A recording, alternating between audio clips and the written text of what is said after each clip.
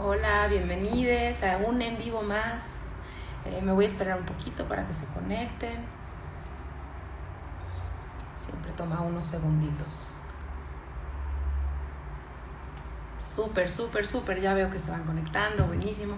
Bienvenidos a un en vivo más. Sé que la hora de este en vivo fue un poco extraña, es la mejor hora que pude acomodar para que nos reuniéramos. Qué chido, ya veo que se van conectando. Antes de empezar con el tema de hoy, quiero recordarles que en este vivo hasta abajo les aparece un tema de algo de insignias. Las insignias, para quienes no lo saben, son una forma en la que puedes ayudar a tus creadores favoritos a seguir creando contenido gratuito para ti. Entonces, ¿cómo puedes hacerlo? Le picas ahí a las insignias, te va a dar una opción de precios y tú puedes comprar una insignia con tu aplicación de compra de tu teléfono, ¿no? Ya sea Play Store o App Store de iTunes, cualquiera de las dos, tú puedes comprar una insignia y ese dinero me llega directito a mí y me ayuda a seguir creando contenido gratuito. No es obligatorio, pero si te late lo que hago, es una forma en la que puedes apoyarme.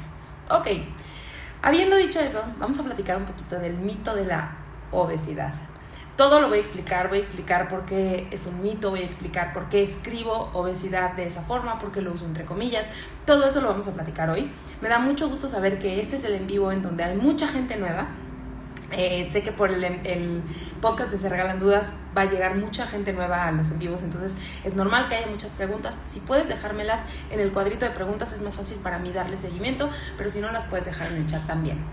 Entonces vamos a platicar un poquito. En realidad este en vivo es un poco un resumen de algunos de los blogs que yo ya he escrito en la página de Acuerpada. Si tú te metes a acuerpada.com/blog o al link de mi biografía, encuentras ahí también el blog que escribo, donde pongo como información mucho más detallada y mucho más a profundidad, pero los en vivos también son una forma de hacer eso, ¿no?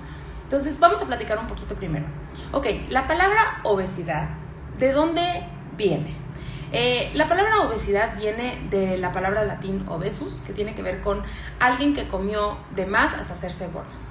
¿Por qué esta palabra no es una palabra que yo utilizo? Para empezar, yéndonos a la raíz, porque asume que una persona gorda, gracias Pertitas de Mon por comprar una insignia como siempre, porque asume que una persona es gorda porque se llevó a ser gorda, no porque es parte de la diversidad humana, no porque los cuerpos vienen de distintos tamaños, sino porque esa persona comió hasta hacerse gorda. Y eso no es una realidad. Los cuerpos gordos son parte de la diversidad humana y por ende esa palabra obesus no representa a los cuerpos grandes. Además, ¿por qué otra razón no uso la palabra obesidad? Porque viene del IMC. Si ustedes piensan ¿cómo categorizarías a alguien que tiene obesidad o que tiene sobrepeso? ¿Cómo lo categorizarías? Normalmente es dependiendo de qué tan gordo sea, ¿no? O sea, si ves que es alguien gordo pero no tan gordo, entonces dirías, bueno, tiene sobrepeso. O no, esta persona sí está muy gorda, seguramente tiene obesidad o obesidad mórbida o alguna de esas, ¿no? ¿Cómo lo categorizan eso? Con el IMC. El IMC es una medida que se utiliza muchísimo, de hecho yo creería que es la medida más básica que se utiliza en todos lados, que tiene que ver con una proporción de tu altura y de tu peso. Por supuesto que desde el inicio la gente dice, no, pues es que eso no es válido porque alguien que está como con muchos músculos, entonces va a caer en la categoría de obesidad y entonces esa persona no está gorda, pero pues por su peso sí va a caer ahí, ¿no? Están como todas estas narrativas que en realidad también son equivocadas, porque ahí lo que queremos, y si viste el podcast de Se Regalan Dudas, es gordofóbico ese comentario, porque es decir, pero es que yo no soy gordo, o sea, yo como desmarcarte de esa categoría y decir, yo sí estoy bien aunque peso mucho, ¿no? Por ejemplo. Entonces, bueno, esa parte del IMC de por sí está equivocada, ¿no? Pero además, ¿por qué el IMC no es una medida adecuada? Además de que en la praxis vemos que no sirve muy bien. En la praxis me refiero a la práctica médica y nutriológica, no funciona muy bien en la práctica de salud en general. El IMC viene de un índice que se llama el índice de Quetelet. Adolf Quetelet, fue un sociólogo, matemático, estadista en los 1800, que lo que hizo fue crear el IMC es arcaico, sí, totalmente. Hizo una estadística de personas, hombres belgas, en donde él midió altura y peso y dijo, este es el hombre promedio, l'homme moyen le llamaba, y dijo, este es como el hombre promedio. Y el IMC viene de ahí, viene de una medida que no se midió por salud, o sea, no estaban midiendo a ver quién está más enfermo y quién no, y entonces vamos a medirles. O sea, esa no era ni el propósito, ni el objetivo, ni es por lo que nació el interés de hacer esa medida, simplemente fue algo arbitrario. y después se empezó a utilizar para cobrar, muchos años después, en el siglo XX, se empezó a utilizar para cobrar los seguros, ¿no? O sea, encontraron esta medida y dijeron, eso nos va a ayudar a saber cuánto le tenemos que cobrar a una persona y entre más gorda sea, más le vamos a cobrar. Eso es un súper resumen, de nuevo, en acorpada.com/blog puedes encontrar la historia completa, no voy a ahondar mucho en eso hoy. Pero quiero que entiendas que el IMC es una medida que no funciona. Las personas que están en las áreas de la salud saben que eso no es una medida que sirve, incluso las nutriólogas te lo dicen, pero al mismo tiempo se utiliza el IMC para diseñar muchísimas cosas del sistema de salud, y el IMC es lo que nos dice si México es el país número 1 en obesidad, ¿no? O sea, como todas estas cosas vienen a partir del IMC. Entonces, si sabemos que es una medida que no funciona, ¿por qué la seguimos utilizando? ¿Y por qué usamos terminología que viene desde ahí, ¿no? Entonces, eso es súper importante. Además, otro de los mitos de la obesidad es que las personas gordas están enfermas. Y de nuevo, si viste el episodio de Se Regalan Dudas, sabes que lo que se encuentra es que hay una asociación de la corporalidad más grande o el peso más alto con algunas enfermedades, pero la asociación no es causalidad. Todo el mundo lo está viendo borroso. Voy a hacer una pausa rapidísimo, porque alguien mandó un comentario. ¿Me puede decir alguien si lo ven borroso también? Me voy a esperar un segundito a que alguien me escriba. ¿Lo ven borroso o lo ven bien? Nada más necesito que me digan eso. ¿Alguien? Bueno, voy a continuar y si se ve borroso me dicen. Que sí se ve un poco borroso. Ok, déjenme ver si me puedo conectar. Ok, esperemos que se vea mejor. Se ve ok, se ve bien. Ya no. Bueno, ya no se veía porque le puse pausa. ¿Se escucha bien? Ok, voy a continuar entonces. Aquí también dicen, soy médica y muchas veces los pacientes me piden calcularles el IMC, pero siempre les digo que ese número no refleja su salud y que es algo que no usamos. Sí, justo. Las personas sabemos que el IMC es como nuestra forma de medir la salud, porque eso es lo que nos han enseñado, pero la verdad es que esa no es una forma correcta de medir la salud. Entonces, bueno, estaba explicando el tema de asociación y causalidad. Entonces sabemos que hay una asociación de enfermedades con corporalidades más grandes, lo sabemos, pero asociación no es causalidad, es decir, se encuentran al mismo tiempo, pero no significa que una causa la otra. Y el ejemplo que dio Raquel, no me acuerdo si lo dio en este podcast o si lo platicamos en otro momento, porque he visto a Raquel bastante en últimos meses. Dicen acá en Perú todo empieza por medirte el IMC, sí, por supuesto. Es que la asociación tiene que ver, por ejemplo, con el peso de las personas ha subido mucho en los últimos 20 años y también el calentamiento global ha subido en los últimos 20 años. ¿Hay una asociación? Sí, porque ocurrieron al mismo tiempo, pero no podemos decir ni que el peso de las personas hizo que haya más calentamiento global, ni que el calentamiento global haga que engorden las personas. Solo son cosas que ocurren al mismo tiempo y tenemos que buscar otras cosas. Puede ser que el peso de las personas haya subido porque el acceso a alimentos procesados sea más alto o porque andemos más en auto, ¿no? Y que nos movamos menos. Y entonces el andar más en auto también causa el calentamiento global, pero no quiere decir que el peso causa el calentamiento global ni que el calentamiento global causa el peso, ¿ok? De la misma forma se asocia los cuerpos grandes con ciertas enfermedades. Pero, pues, estas personas también, como decía Raquel en el podcast de Se Regalan Dudas, son personas que han pasado toda su vida a dieta, son personas que han vivido estigma social, médico, o sea, hay muchas características que compartimos las personas que habitamos cuerpos grandes que no necesariamente hacen que nuestro cuerpo grande nos enferme. Entonces, el IMC, ¿qué es lo que dice? A partir de cierto peso te enfermas, a partir de cierto peso ya estás en riesgo y entonces tenemos que cambiar eso. Y como ven en los comentarios, quienes están aquí en vivo en el momento en el que estamos grabando esto, en los comentarios se ha repetido una y otra vez que dicen el IMC no, es obsoleto, el IMC no sirve, pero se sigue utilizando como la primera medida casi, al menos en México, pareciera que el objetivo del sistema de salud es bajar de peso a las personas y no llevarnos a la salud, ¿no? Que eso está muy cañón.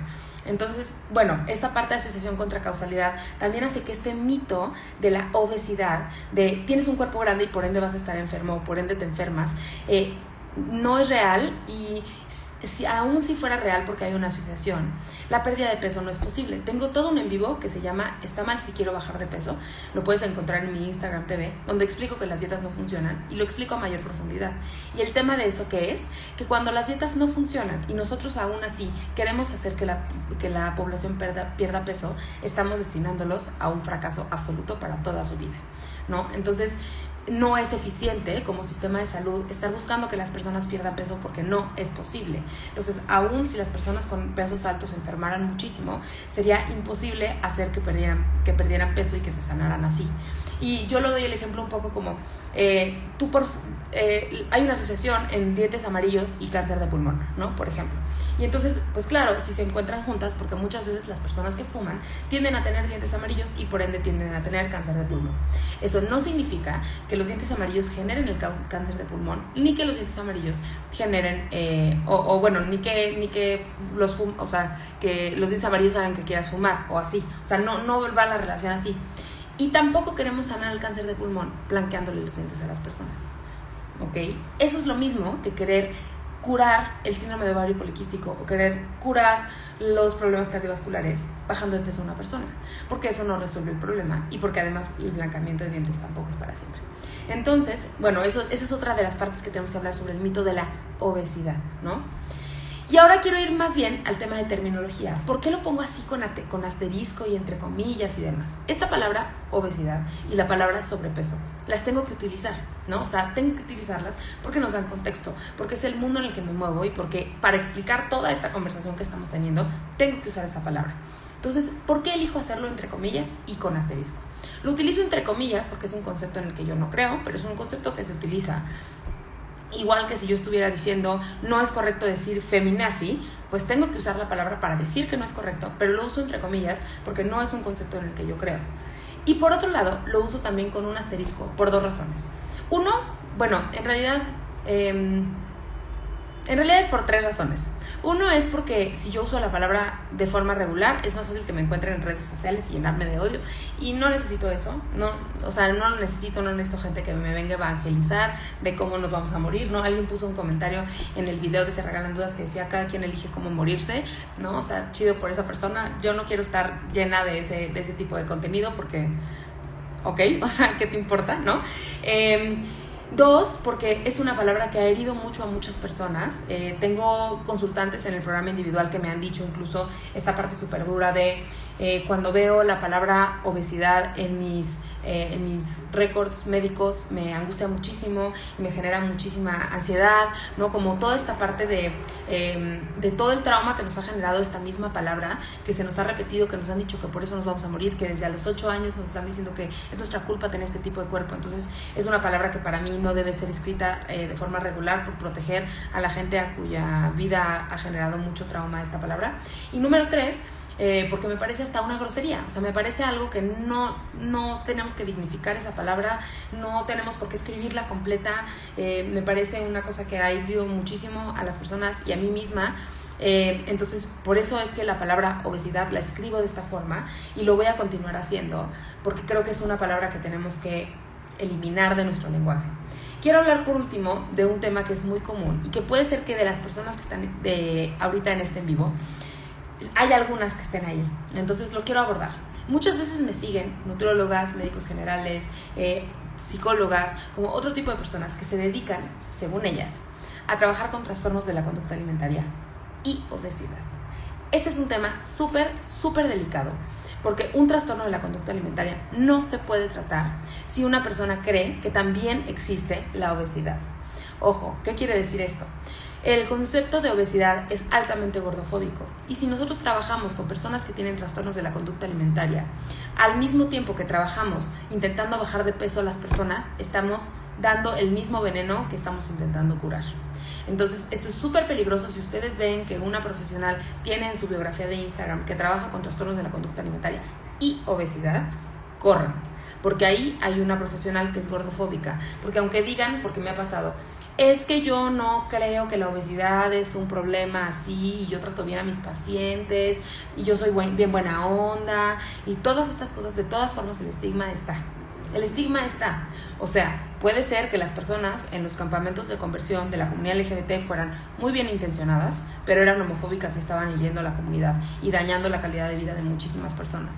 Entonces, aunque esta profesional sea bien intencionada, si en su biografía tiene trastornos de la conducta alimentaria y obesidad, cuidado, huye. Quiero ir estas son de las historias, quiero ir a las preguntas pero es que en el en vivo me aparecen también de las historias y esas las voy a contestar en las historias. Me voy a regresar un poquito.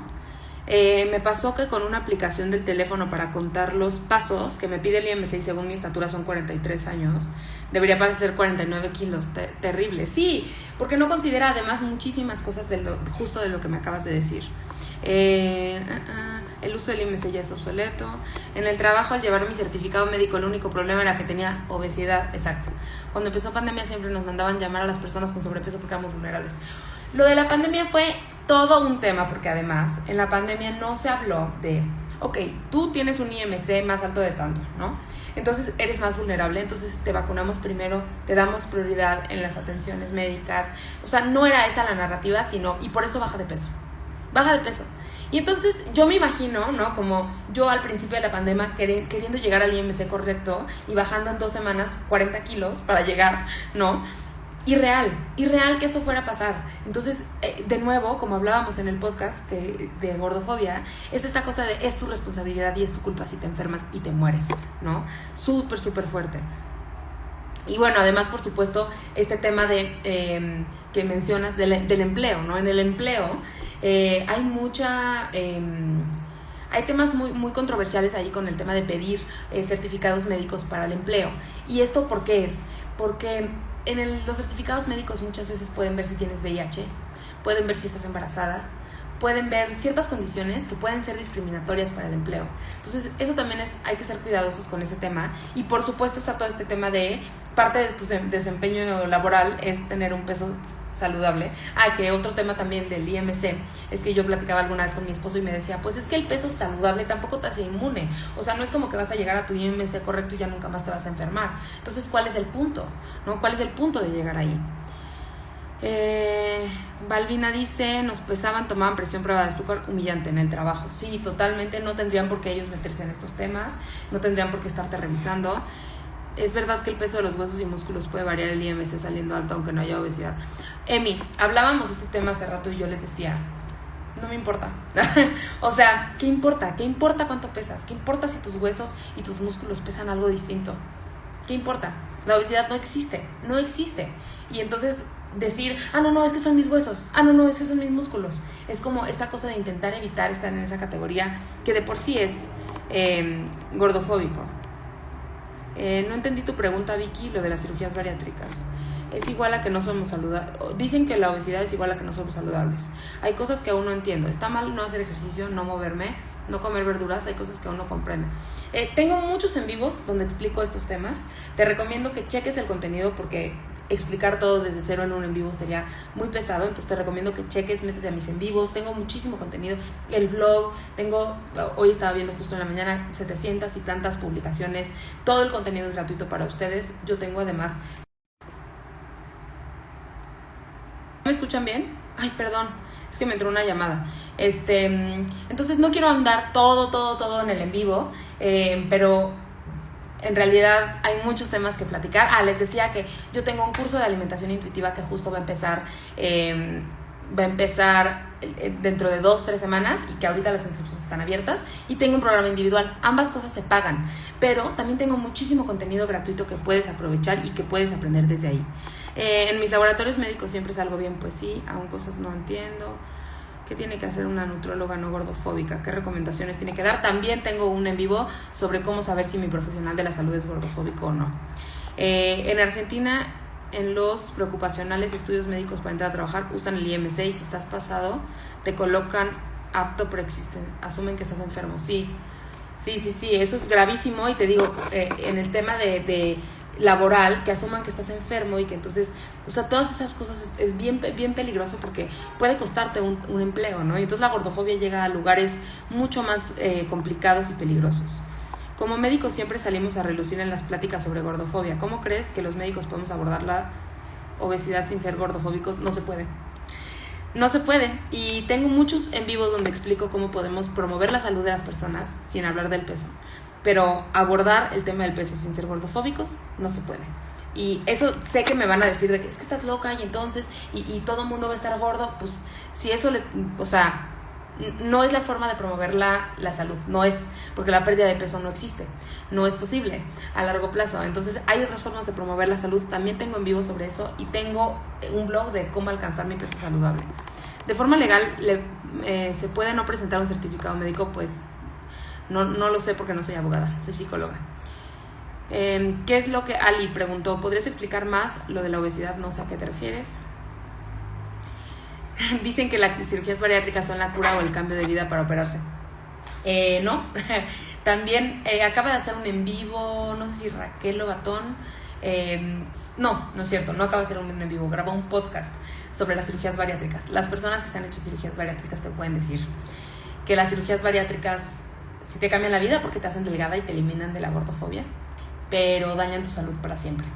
La cirugía bariátrica es un extremo al que llegamos las personas por este miedo a ser gordas, pero en definitiva no sanan y te hacen más enferma a veces que cuando estabas gorda, porque es mutilar órganos, es no permitirle a tu cuerpo absorber los nutrientes que está absorbiendo de manera correcta. Las cirugías bariátricas yo espero que un día sean ilegales, la verdad. A mí me decían que me veía gorda, pero que mi mamá siempre solo era de huesos más pesados y de constitución más fuerte. Eso lo hacemos para no decirle a alguien que está gorda. Eres de huesos anchos. Los huesos son igual de anchos para casi todas las personas. En realidad eso es de nuevo nuestra gordofobia ahí dentro. Tienes súper poquito que te conozco. Ay, qué chido que estás aquí. Adán, muchas gracias por comprar una insignia. Tengo cuadritos y peso 100 kilos. ¿Soy gordo o no? Tengo también un en vivo sobre eso, me parece. Ana María, ella dice: yo verifico que sí es posible la pérdida de peso a largo plazo. Ana María, yo lo que hablo no es de forma anecdótica, es de forma científica, es en papers académicos. Las historias anecdóticas no funcionan para hablar de recomendaciones para la población en general. Entonces, aunque tú sí hayas podido perder peso a largo plazo, probablemente eres del 5% que puede hacerlo, o estás participando en conductas desordenadas de la alimentación, o tu cuerpo se acomodó en ese peso, pero la realidad es que a nivel recomendaciones para la salud en general no es posible. Verónica también pregunta el tema de pérdida de peso. Tengo un en vivo que se llama ¿Está mal querer perder peso? Y ahí lo explico. En mi trabajo hicieron un concurso para tratar de bajar de peso. Qué horror, esas cosas son súper hirientes. Yo quiero entrar a tu curso de alimentación intuitiva. Sí, en mis historias hay un circulito que dice curso. Ahí está la información del curso y le pueden dar deslizar hacia arriba. Primero están testimonios de los cursos y luego está la información del curso. Le das deslizar para arriba, es súper fácil, te inscribes en 3 segundos.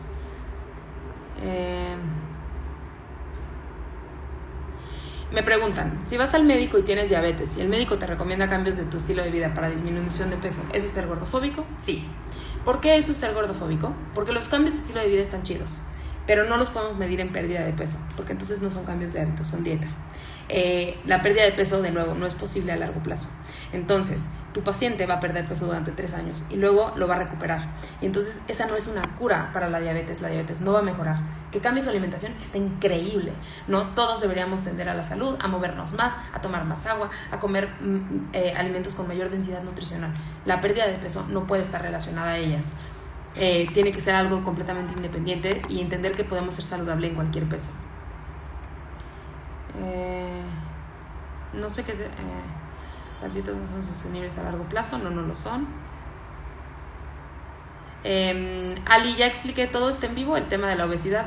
Si puedes verlo después grabado, no voy a hacer el en vivo otra vez desde cero. Sí es muy desalentador, María, que las dietas no funcionen. Sí lo es. Yo no estoy aquí para animarlas a que pierdan peso, no estoy aquí para echarles porras, porque pues en realidad la pérdida de peso a largo plazo no es posible. Siento mucho que eso te desaliente, que lleves un día siguiéndome. Creo que es muy importante que sepamos esta información. Naye, ¿estás en el curso de curvilínea y elocuente? Ese es el curso que estoy dando ahorita. No se encima con el de alimentación intuitiva. No, el de curvilínea y elocuente termina una semana y el jueves siguiente empieza alimentación intuitiva. No puedo dar los dos al mismo tiempo, entonces no se empalman. ¿Cómo es el curso? Ahorita hablo de eso. En el tema de ¿crees que el peso debería ser irrelevante? No debería de ser irrelevante porque es algo que hay que considerar, así como yo tengo ojos verdes y es algo que hay que considerar y tengo una abuela que tuvo diabetes y entonces como todas esas cosas se tienen que considerar porque es parte de tu historial y el hecho de que yo sea una persona pesada quiere decir que hice dieta toda la vida y eso también importa. A la hora de seleccionar ciertos medicamentos se tiene que considerar el peso a veces, o sea, sí hay que considerarlo, pero hay que entender que la pérdida de peso no es posible, la pérdida de peso no es posible, la pérdida de peso no es posible. Eso es lo más importante que te tienes que grabar. La pérdida de peso a largo plazo, más de 2 a 5 años, no es posible. Entonces todas las intervenciones que intentes hacer de pérdida de peso no las va a lograr tu paciente y lo pueden justificar eso en la bibliografía científica. Entonces por ahí me preguntaban a María, entonces yo no cuento porque yo ya perdí peso. Sí cuentas, pero solo el 5% de las personas que hacen una dieta logran perder peso a largo plazo. Y te preguntaría, ¿cuánto tiempo llevas que perdiste ese peso? Si son de 2 a 5 años, sigues en la estadística y puede ser que vuelvas a recuperar ese peso. Me preguntaron cómo es el curso. El curso de alimentación intuitiva es de 5 sesiones. En cada sesión vamos viendo un pedacito del tema de alimentación intuitiva. Las sesiones duran 1 hora, se quedan grabadas. Es la verdad el mejor curso para empezar tu proceso a sanar tu relación con tu cuerpo y con la comida. Ya les dije, se quedan grabadas las sesiones, las puedes ver durante una semana después. No te tienes que conectar a la hora que yo les pongo. Eso solo es una sugerencia y porque las personas que se conectan pueden tener sus preguntas, respuestas ahí mismo en el momento, ¿no? La verdad es que es un curso padrísimo. No tengo ningún curso para profesionales de la salud, pero te recomiendo que si no has tomado ningún curso, tomes el de alimentación intuitiva. Ya contesté eso de la hora.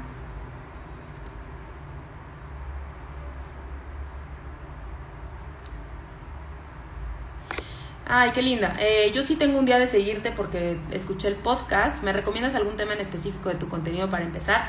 Yo recomendaría que te metas al blog. Ahí explico muchísimas cosas. Tengo creo que 5 entradas, o sea, no es tanto y cada una la lees en 5 minutos. Y ahí como que te da un boom de explicación de los temas básicos. De hecho, mucho de lo que hablé hoy en el en vivo está en el blog. Entonces ahí puedes leerlo como muy rápido y por supuesto ya estoy empezando a tener más en vivos justo para poder empezar a crear estos espacios en los que sigamos platicando. ¿El peso es más genética que otra cosa? Sí, justo el peso es más genética que otra cosa. ¿Cuánto cuesta? El curso cuesta 1,100 pesos. Hoy es el último día que tiene descuento si usas el código preventa. Hoy miércoles, o sea, si ya ves grabado esto ya no. Hoy miércoles 25 es el último día que tiene descuento. Si usas el código preventa te quita el 10% de descuento. Perdón, hay una mosca aquí, un mosquito paseando. ¿Tu curso sirve para generar una red de apoyo? De inicio no, pero es algo que... perdón, hay un mosquito rondando mi espacio. Pero es algo que estoy considerando, poder empezar a crear más redes de apoyo, más grupos de apoyo y demás. ¿Por qué la pérdida de peso a largo plazo no es posible? Tengo un en vivo que se llama Está mal si quiero bajar de peso. Y eso, ahí pueden ver un poco más de información de por qué no es posible. ¿Tienes fuentes de información, datos estadísticos y demás? Sí, si te metes a acuerpada.com/leer o en mi link en la biografía y te metes a nuestra biblioteca, ahí puedes encontrar muchísimos artículos y libros y demás. Adán, sí puedes pagar por PayPal. Puedes pagar por PayPal o por tarjeta de crédito o por Mercado Pago. ¿Qué otras cosas hay acá? El término obesidad, aunque ha sido tipificada con una connotación negativa, no es simplemente un término médico. Es un término médico, pero es un término médico que está equivocado. Es como les explicábamos grabé un podcast el lunes y luego ayer salió el de Se Regalan Dudas, entonces estoy un poco confundida en qué dije, en cuál. Pero algo que yo explicaba es que la opresión ha sido justificada por la ciencia muchas veces. Y esto creo que es un mensaje bien importante que no dije y que no incluí dentro de las cosas que apunté. La ciencia ha justificado la opresión muchas veces. El racismo estaba justificado. Había la antropometría, que es como la ciencia que medía a los cuerpos, ¿no? También tenía una rama, que en este momento no me puedo acordar de su nombre, pero era sobre medir los cráneos.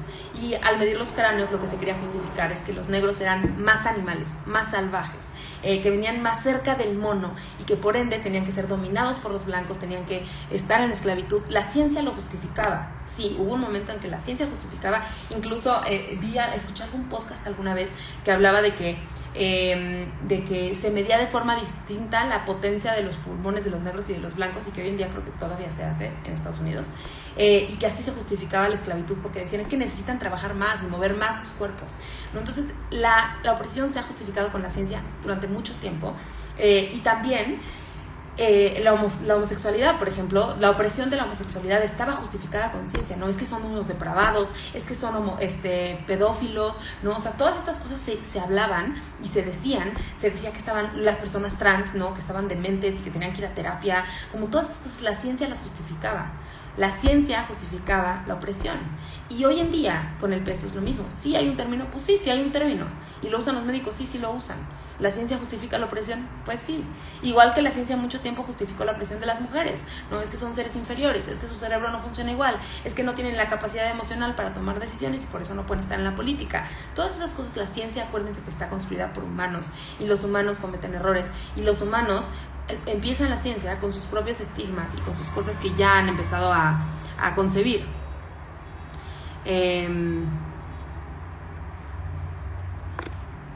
Si la obesidad no existe, si la obesidad no existe, ¿cómo se deben entender esos conceptos que vienen desde la OMS? Por ejemplo, la OMS también está creada por humanos y viene del mismo concepto, y la OMS también se ha equivocado.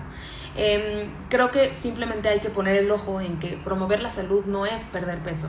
Es decir, la OMS da muchas recomendaciones de tomar agua, de moverse. De hecho, creo que tiene 4 recomendaciones principales, que son algo como comer frutas y verduras, no fumar, mover tu cuerpo y poco consumo de alcohol. Me parece que son las 4 recomendaciones, y si fijan, ninguna habla del peso, que son las recomendaciones básicas de salud, y eso es lo que yo te diría. Si quieres mejorar tu salud, toma esas 4 recomendaciones y haz las tuyas, pero no tiene nada que ver con la pérdida de peso.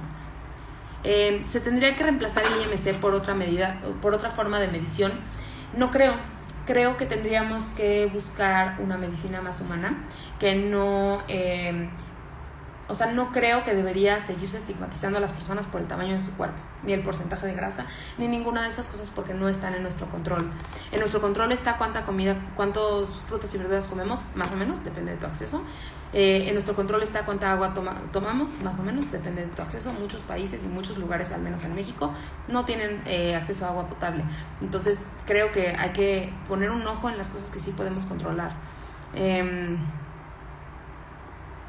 La frase más usada es que tienes que bajar de peso por salud, y pone una carita de ¡oh, qué horror! Sí. Me puso alguien: soy enfermera, he sufrido bulimia y no estoy de acuerdo. Pues muchos de los trastornos de la conducta alimentaria vienen por el miedo a engordar, que es justo traído por la comunidad médica, por la sociedad y todas estas cosas que ya platicamos. Sí, también me pusieron: ¿qué onda con las universidades de nutrición hoy en día? ¿Tienen una materia para llegar a su peso ideal? Eso yo no lo sé porque no estudié nutrición, pero sí te puedo decir que es bien preocupante el tema de las estudiantes, y digo las porque sobre todo son mujeres, las estudiantes de nutrición. Hay todo un tema de preocupación de trastornos de la conducta alimentaria en la comunidad de alumnas de nutrición, ¿no? Porque pues justo este es el mensaje que se les repite y se les repite, y entonces eso se desarrolla en un trastorno de la conducta alimentaria, que ese es otro tema, ¿no? Las dietas son el primer escalón hacia un trastorno de la conducta alimentaria, y eso es súper, súper, súper preocupante. ¿Dónde pueden leer? De nuevo, en el blog yo tienen hasta las fuentes bibliográficas y todo, acuerpa.com/blog, y también en acuerpa.com/leer tengo libros, artículos y todo.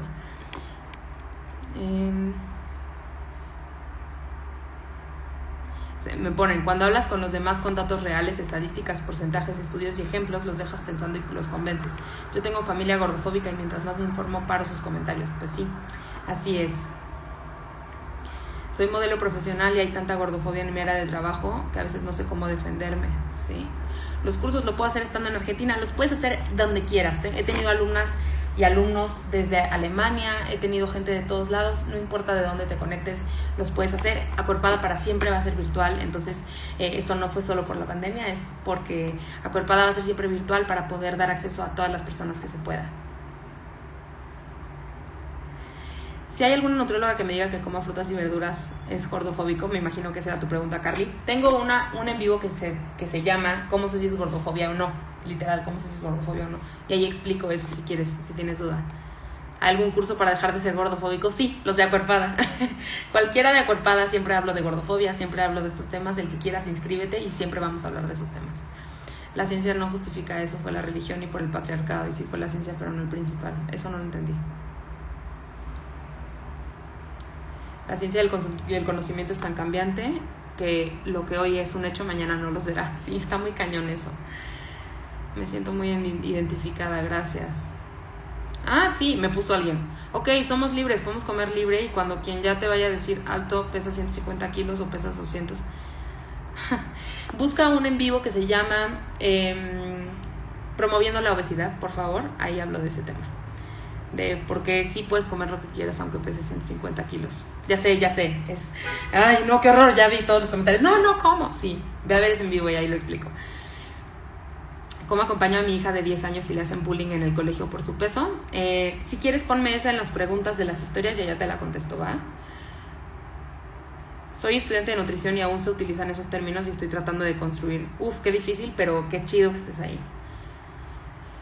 ¿Qué pasa con la obesidad y el impacto de peso en tus articulaciones de las rodillas? Gina Salamek, a quien pueden buscar en Instagram, es una nutróloga excelente y ella alguna vez me dijo, las articulaciones aguantan todo el peso, o sea, más del peso que tú te imaginas. Porque cuando brincas y brincas de lugares muy altos y así, pues tus articulaciones igual tienen que aguantar. Entonces las articulaciones aguantan muchísimo más peso del que te imaginas. Más bien es cuando tienes problemas de rodillas, de tobillos, de espalda, tiene que ver con un tema de movilidad. Entonces si trabajamos la movilidad, podemos mejorar esas condiciones. Pero también es muy importante decir que si tienes un problema de rodillas, hay que atender el problema de rodillas, no el de peso.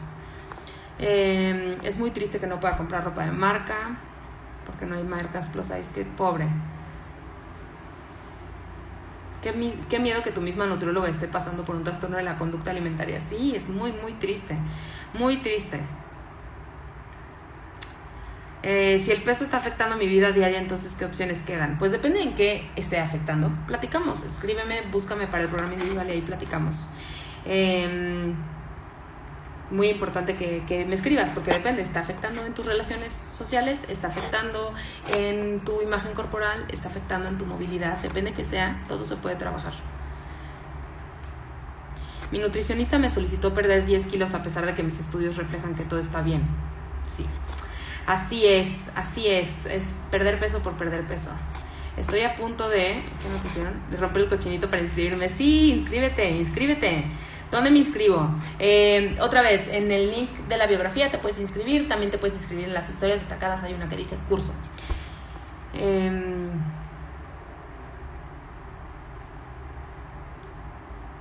Ok. ¿Qué opinas de los programas de personas muy gordas? También hablo de eso en el de Promoviendo la Obesidad. Tengo un en vivo que se llama Promoviendo la Obesidad y ahí lo explico. Siempre me dicen los doctores, si bajaras un poco estaría mejor. Sí, ¿esa es la gran medicina? Pregunta, pues sí, justo. Ok, estas ya son de historias, creo. Y que alguien me puso felicidades por el episodio de Se Regalan Dudas. Muchas gracias. Súper. Creo que ya no hay más preguntas, las demás son de las historias, las que me aparecen aquí. Ya vi otra. Embarazo y obesidad. Yo todavía no me embarazo, así que no he investigado tanto de eso.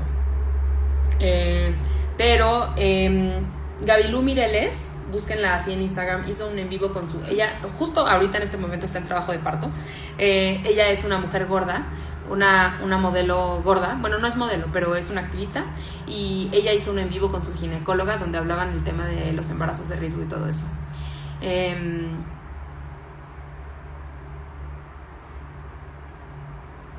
Eso no lo entendí, Buddy, pero bueno. Bueno, ya voy a cerrar el en vivo. Me dio mucho gusto poder conocerlas, a muchas de ustedes que son nuevas, que se están pasando por aquí. Sé que este tema es súper complicado, que no lo entendemos, que es, o sea, parece que estoy diciendo pura locura. Y si no te gusta el contenido también te puedes seguir, o sea, no me pasa nada si me dejas de seguir, pero creo que este contenido va a cambiar tu vida.